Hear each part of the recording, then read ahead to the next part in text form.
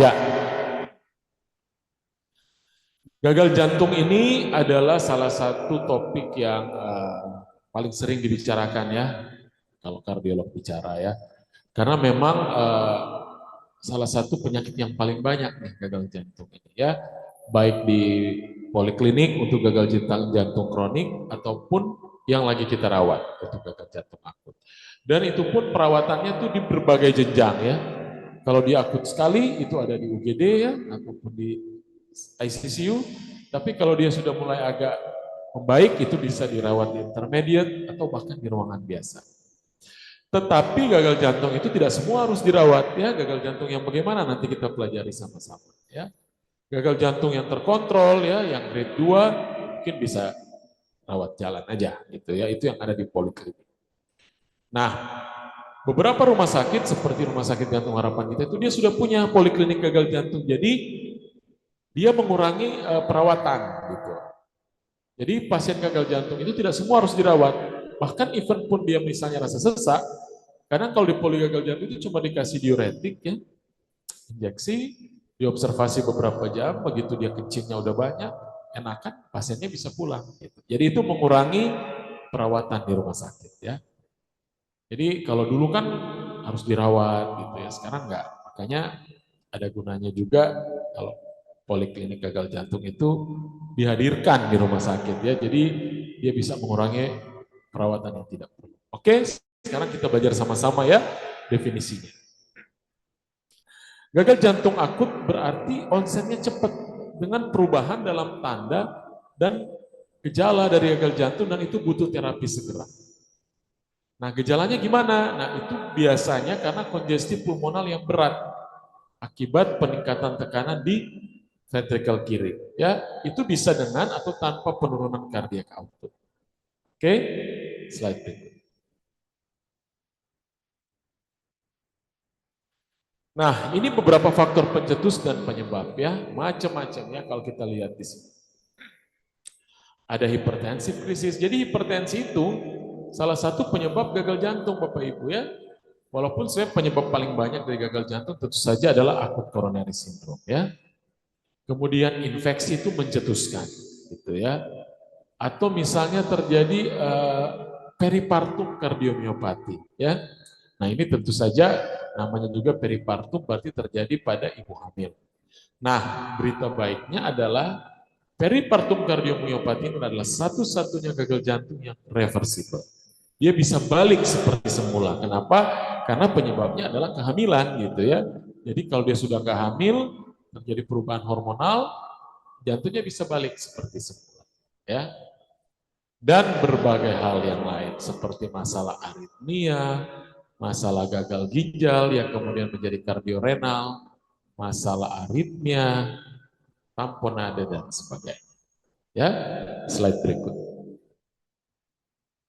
Nah, kita harus bisa mengenali dengan jelas ini ya, apa saja yang menjadi gejala dari gagal jantung akut. Tentu saja adalah apa? Sesak. Ya. Sesak itulah yang paling banyak membawa pasien datang ke UGD ya. Tapi kita lihat lagi, dia ada kriteria shock kardiogenik enggak gitu ya. Tentu saja yang paling banyak adalah sesak ya, kemudian kalau gagal jantung akut pasti tekanan darahnya tinggi kalau dia bukan yang shock kardiogenik ya. Itu tensinya bisa sampai mencapai 220 ya Bapak Ibu ya, 240 ya. Kemudian dari ronsennya gimana? Kita akan lihat ronsennya itu pasti sudah ada kardiomegali ya, left ventricle hypertrophy. Nah, pada keadaan udem pulmonari itu nanti kita lihat di ronsennya itu sudah mulai terjadi kranialisasi ya. Saturasi pasien akut heart failure gimana? Pasti turun ya. Jadi dia kurang dari 90%. Sehingga biasanya pasien ini udah nggak mempan lagi kalau kita kasih nasal. Kita sudah harus mulai dengan NRM ya. Jadi nggak bisa lagi kalau cuma yang oksigen nasal biasa ya, harus NRM. Bagaimana kalau dia sudah masuk di fase shock kardiogenik? Tensinya tentu saja turun ya, dan urinnya juga sudah jadi sedikit. Berarti nanti kita akan masuk inotropik. Seperti itu ya. Jadi ada beberapa varian dari gagal jantung akut. Slide nih. Nah, ada yang namanya high auto failure ya. dia kardio outputnya tinggi tapi kongesti ya. Tapi dengan kadang-kadang dengan tekanan darah yang rendah, jadi kompensasi yang luar biasa ya, bagaimana menjaga kardio outputnya itu tetap baik dan bahkan tinggi. Ada juga yang namanya gagal jantung kanan ya, yang terjadi adalah dia nggak bisa nyebrang ke kiri gitu ya. Jadi dia nyangkut di kanan ya, sehingga kita perlu kasih inotropik untuk bisa nyebrangin dia ke kiri gitu ya. Nah, gejala-gejalanya sangat sangat kanan ya. Jadi apa? Terjadi hepatomegali gitu ya. Kalau bendungannya misalnya terjadi di sebelum masuk ke jantung di sebelah kanan ya. Terjadi peningkatan JVP dan sebagainya. Nah, kalau kita mau mulai dari mana sebenarnya gagal jantungnya, tentu saja pasti ada cedera di miokard. Kemudian mulai terjadi disfungsi LV. Nah, apa yang terjadi? Tubuh merespons dengan mengaktifasi renin-angiotensin sistem dan sympathetic nerves ya. Sehingga kemudian gejala yang muncul adalah vasokonstriksi, tahikardi, retensi air ya. Dan kemudian terjadilah peningkatan tekanan darah dan perfusi renal. Kemudian adanya stres oksidatif ya. Ini juga main di patofisiologi gagal jantung, remodeling ya, yang tentunya harus kita cegah ya, biasanya dengan ACE inhibitor. Dan dia berputar-putar di situ ya. Jadi gagal jantung tidak berlangsung dalam sehari dua hari ya Bapak Ibu ya. Itu melalui satu mekanisme yang panjang. Salah satu yang kita bicarakan tadi terkait dengan topik yang pertama yaitu hipertensi. Kalau hipertensi yang tidak ditangani dengan baik, pasiennya malas minum obat, nanti dia datang sudah dengan gagal jantung. Ya, gagal jantungnya gimana? Karena apa? Karena hipertensinya bikin penebalan otot kiri karena pressure-nya, volume dan pressure-nya tinggi di situ. Dia menjadi tebal dan akhirnya terjadilah gagal jantung. Ya, di sini juga main antidiuretik hormon, aldosteron, epi dan sebagainya. Slide break. Ya, jangan lupa terjadi vasokonstriksi dan retensi air. Itu yang menyebabkan kakinya bengkak, ya. Bahkan ada yang anasarka semuanya bengkak dan sebagainya. Slide berikut. Nah, ini semua neurohormonal dan aktivasi sitokin yang main di gagal jantung ya, macam-macam. Ada angiotensin 2, kemudian ada faktor-faktor proinflamasi, ada aldosteron ya, ada interleukin dan sebagainya. Slide berikut. Jadi kenapa terjadi aktivasi neurohormonal? Yaitu sebenarnya ini merupakan satu bentuk dari kompensasi jantung, termasuk adanya efek dari angiotensin 2 yang menyebabkan vasokonstriksi yang terjadi langsung, terjadi juga peningkatan kontraktivitas dari miokard, sympathetic nervous systemnya juga aktif sehingga pasien menjadi tahikardia, kemudian vasokonstriksi dinaikkan dengan munculnya aldosteron, vasopresin dan endotelin. Endotelin ini vasokonstriktor yang sangat kuat ya. Dan terjadi remodeling vaskuler. Nah, kalau udah remodeling udah pasti mau gagal jantung ya. Makanya kita harus cegah jangan sampai terjadi remodeling ya. Oke, slide berikut. Nah, ini semua nih biang-biang keroknya ya. Terjadinya aktivasi RAS tuh terjadinya angiotensin 2 yang bikin vasokonstriksi, aldosteron terjadi retensi air dan epinorepi ya, yang memang terjadi increase dari cardiac output, tapi sebenarnya ini lebih sebagai satu mekanisme kompensasi, bukan mekanisme yang fisiologis ya. Jadi gimana caranya mencegah? Ya tentu saja kalau angiotensin 2 kita cegah dengan ACE inhibitor yang enzim yang mengkonversi angiotensin 1 menjadi angiotensin 2 ya. Slide berikut. Nah, kalau simpatetik tentu saja dengan beta blocker ya. Nah, jangan lupa anamnesis, tapi please anamnesis pada pasien gagal jantung akut nggak boleh lama-lama ya, karena pasien dalam keadaan sesak ya. Bahkan begitu masuk langsung aja pasang dulu NRM ya. Nanti kita anamnesisnya ke keluarga pasien ya. Karena betapa tidak nyamannya pasien sedang sesak kita tanya-tanya gitu ya, yang ada nanti dia marah gitu ya. Jadi atur dulu, tentu saja posisinya harus semi-fowler Bapak Ibu ya, nggak boleh terlentang, sesak sekali itu ya. Kemudian kita lihat, kita identifikasi hampir pasti akan ada bengkak pada tungkai ya. Pasien merasa lemas ya. Jangan lupa periksa status volume ya. Saya rasa kalau di rumah-rumah sakit yang agak maju sudah ada echo, kita bisa intip IVC-nya berapa gitu ya. Pemeriksaan JVP dan sebagainya. Ya, intinya kasih oksigen aja dulu. Pasien harus dibuat senyaman mungkin dulu ya ketika masuk UGD. Anamnesisnya bisa heteroanamnesis bisa ke keluarganya ya. Karena kalau pasien lagi sesek kita tanya-tanya tuh yang ada pasien tuh sebel gitu ya. Malah mau marahin ya. Jangan lupa kita periksa penunjangnya ya, serum elektrolit ya. Gimana dengan kaliumnya, dengan natriumnya, kreatininnya, gula darah karena pasien juga dengan diabetes soalnya ya. SGOT, SGPT-nya gimana? Jangan lupa kita periksa sadapan ya, EKG-nya. Jangan-jangan juga sudah ada ST elevasi ya, ACS pada heart failure misalnya. Kemudian menyusul juga ada ronsen. Ronsen juga dilakukan di tempat ya. Jangan didorong lagi ke ruang ronsen. Kalau bisa pakai ronsen yang portable ya. Karena tidak nyaman sekali buat pasien diangkat-angkat ya, dipindah-pindahin bed dan sebagainya. Kemudian maaf jangan lupa pindah slide-nya.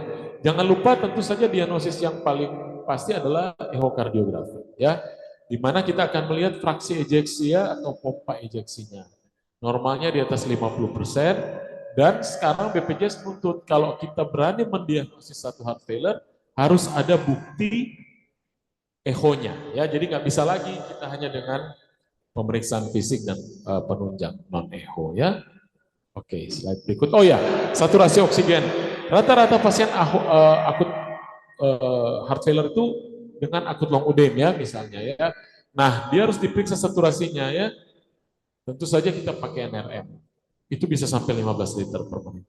Kalau tidak tercapai juga, saturasi masih di bawah 95, mau tidak mau kita udah harus non-invasif. Pakai apa? CPAP ya. Kalau CPAP nggak tercapai lagi, mau tidak mau, pasien sudah harus diedukasi untuk dipasang ventilator. Oke, slide berikut. Nah, tujuan terapi pada akut heart failure adalah men-treat symptoms ya. Kita harus bikin pasien nyaman dulu ya. Pasien posisinya kelelep ya. Orang kalau gagal jantung akut dengan akut long udem itu dia persis seperti kalau kita berenang dan kita tenggelam. Persis seperti itu. Kita nggak bisa napas. Sehingga kita harus segera menerapi simptom. Kita kasih apa? Kita kasih diuretik dulu, pasang kateter ya. Nah ini yang jadi masalah, kadang pasien itu suka nolak dipasang kateter. Nah ini berat ini ya, susah kita untuk menakar cairan ya. Kita edukasi dengan baik supaya diuretik masuk, kita bisa kontrol output cairannya karena kita nanti ada target berapa banyak urin keluar yang harus diusahakan. Nanti itu berkaitan lagi dengan dosis diuretiknya ya. Jadi kita pasang diuretik, kita pasang nitrat drips ya untuk membuka vena dan arterinya sehingga pasien akan cepat turun tensinya. Dan jangan lupa juga kita tetap akan memberikan ACE inhibitor ya. Kita mulai inisiasi dengan 12,5 mili misalnya 3 kali ya, atau ramiprilnya dengan 1 kali 2,5 ya. ACE sudah harus masuk karena ACE adalah obat utama heart failure. Level of evidence-nya 1A. Sama dengan beta blocker tapi beta blocker nggak masuk di fase akut ya. Oke. Kemudian oksigenasi ya, kita mencegah terjadi thromboembolism dan minimize ICU length of stay. Sebenarnya kalau akut long udem sudah teratasi dengan baik, dia nggak harus masuk ICU, Bapak Ibu ya. Mungkin intermediate bisa. Ya, kalau dia udah kencing banyak, ya tensinya udah turun, pasiennya udah lega tuh. Pasiennya akan senang sekali dan berterima kasih kepada Anda semua, ya. Karena dia baru saja melewati fase yang sangat tidak menyenangkan, ya. Stabilisasi pasiennya, kemudian kita mulai memplan up gitu ya, apa semua yang akan kita kerjakan ya, itu sudah mesti ada di UGD ya. Oke, slide berikut.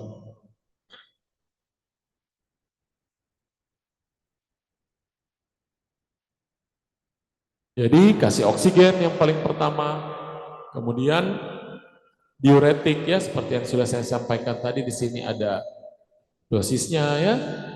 Biasanya kita drip dulu ya. Ada juga yang membolus dulu nggak apa-apa. Misalnya kasih 2 bolus IV boleh ya. Tapi habis itu kita harus drip bersamaan. Makanya kanan kiri pasang infusnya ya. Bersamaan dengan itu juga kita akan mulai masuk ke slide berikutnya, nomor 3.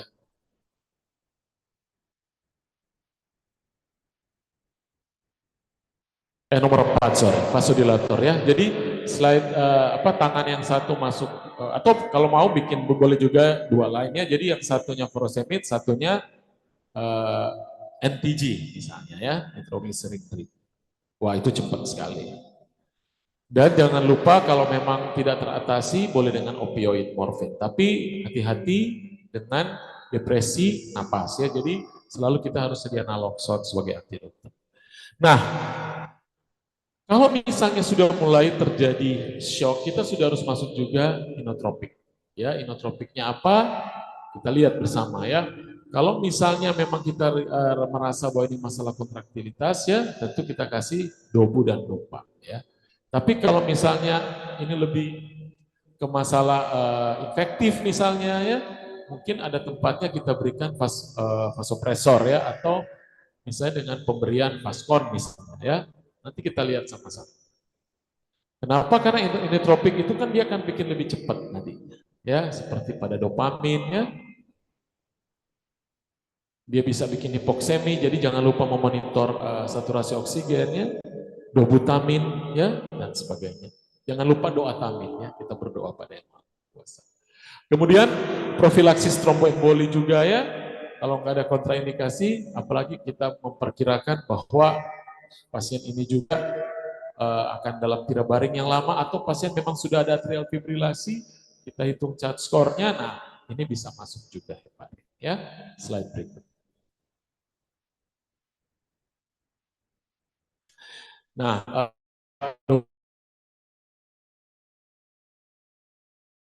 kemudian ada juga obat yang namanya milrinon ya.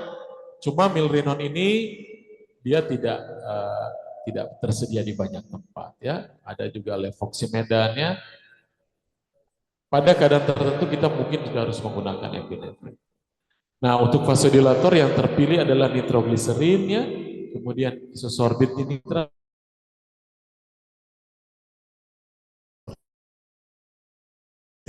Oke, slide berikut.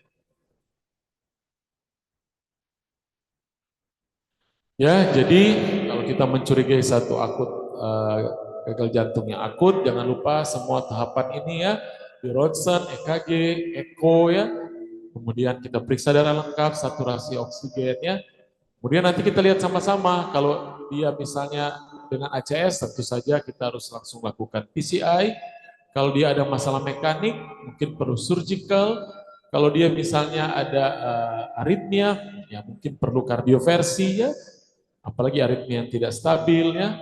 Kalau dia shock jangan lupa pakai vasopresor ataupun bahkan kalau memang memungkinkan kita pasang IABP.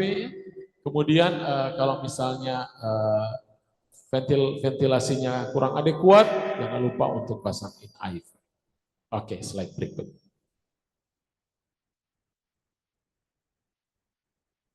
Ya, jadi oksigen selalu yang terutama ya. Kemudian kita lihat kalau tensinya kurang otomatis tentu kita pakai inotropik ya. Kalau malah bahkan tensinya tinggi kita pakai vasodilator ya. Dan kita lihat di sini kalau misalnya dia kurang stop vasodilator, stop beta blocker ya.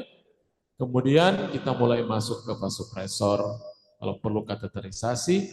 Tapi kalau misalnya oksigennya kurang, kita pasang NIV, dan juga kalau urin outputnya kurang, nah kita sudah mulai harus memikirkan pemberian dopamin dosis renal, seperti itu. Atau bahkan HD ya, itu dia bilangnya ultrafiltrasi. Slide berikut. Udah selesai ya. Oke, mungkin nanti kita berkembang dalam diskusi ya. Oke, demikian slide dari saya. Terima kasih. Baik, terima kasih dokter untuk pemaparan materinya yang luar biasa saat ini. Dan kita lanjut ya Bapak Ibu ya, dan teman-teman semua untuk susunan acara kita yang berikutnya yaitu sesi diskusi. Di mana sesi diskusi ini kita persilahkan kepada Bapak Ibu dan teman-teman semua yang ingin mengajukan pertanyaan-pertanyaan yang sudah bergejolak di